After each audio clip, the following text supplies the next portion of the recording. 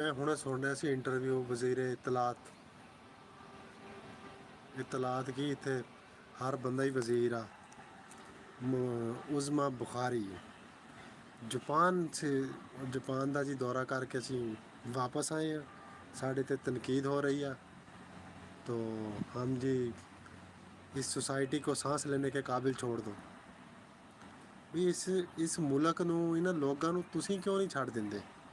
ਤੁਸੀਂ ਕੋਈ ਨਾ ਇਸ ਮੁਲਕ 'ਤੇ ਜਾਂ ਇਹਨਾਂ ਲੋਕਾਂ 'ਤੇ ਰਹਿਮ ਕਿਉਂ ਨਹੀਂ ਕਰਦੇ? ਕੋਈ ਥੋੜ੍ਹਾ ਬਹੁਤਾ ਕੋਈ ਥੋੜ੍ਹੀ ਬਹੁਤੀ ਸ਼ਰਮ ਕਰ ਲਓ, ਕੋਈ ਥੋੜ੍ਹਾ ਬਹੁਤਾ ਰਹਿਮ ਕਰ ਦਿਓ ਇਹਨਾਂ ਲੋਕਾਂ 'ਤੇ, ਇਸ ਮੁਲਕ 'ਤੇ ਕਰ ਦਿਓ। नहीं, ये वही वज़ीर इत्तला सी ਜਿਹੜੀ ਕਹਿੰਦੀ अब 2 लाख में आम बंदे का कैसे गुजारा हो सकता है जितना हम काम करते हैं।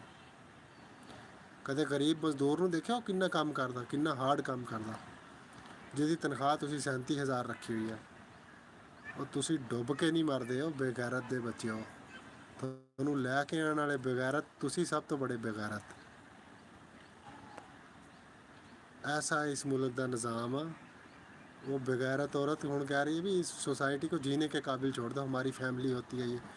थोड़ी फैमिली तो नहीं हैगी ਜਿਹੜਾ ਤੁਹਾਨੂੰ ਨੰਗੀਆਂ ਘੁਮਾਏ ਹੋਇਆ। ਕਿ ਗੈਰਤਮੰਦ ਬੰਦੇ ਦੀ ਬੀਵੀ ਹੋਵੇ ਜਾਂ ਕੁਛ ਹੋਵੇ ਤਾਂ ਉਹ ਤਾਂ ਦੱਸੇ, ਉਹ ਤਾਂ ਤੈਨੂੰ ਕੋਈ ਲਗਾਮ ਪਾਵੇ ਤੁਹਾਨੂੰ, ਲੇਕਿਨ ਹੈ ਨਹੀਂ ਉਹ ਤੁਹਾਡੇ 'ਚ। ਉਹ ਗੈਰਤ, ਉਹ ਮੁਕਾਮੇ ਜਿਹੜੀ ਗੈਰਤ ਆ ਉਹ ਤੁਹਾਡੇ 'ਚ ਤਾਂ ਹੈ ਕੋਈ ਨਹੀਂ।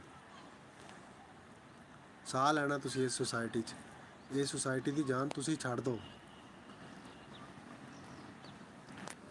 ਇਹ ਜਿਹੜੀ ਸੁਸਾਇਟੀ ਹੈ ਨਾ, ਜਿਹਨੂੰ ਤੁਸੀਂ ਸੁਸਾਇਟੀ ਕਹਿੰਦੀ ਹੈ ਮੈਡਮ, ਉਹਦੀ ਜਾਨ ਤੁਸੀਂ ਛੱਡ ਦਿਓ। ਤੁਹਾਡੀ ਮਿਹਰਬਾਨੀ, ਤੁਸੀਂ ਆਵਾਮ ਦੀ ਜਾਨ ਛੱਡ ਦਿਓ, ਕਿਉਂਕਿ ਤੁਹਾਡੇ ਆਪ ਤਾਂ ਗੈਰਤ ਹੋਣੀ ਨਹੀਂ।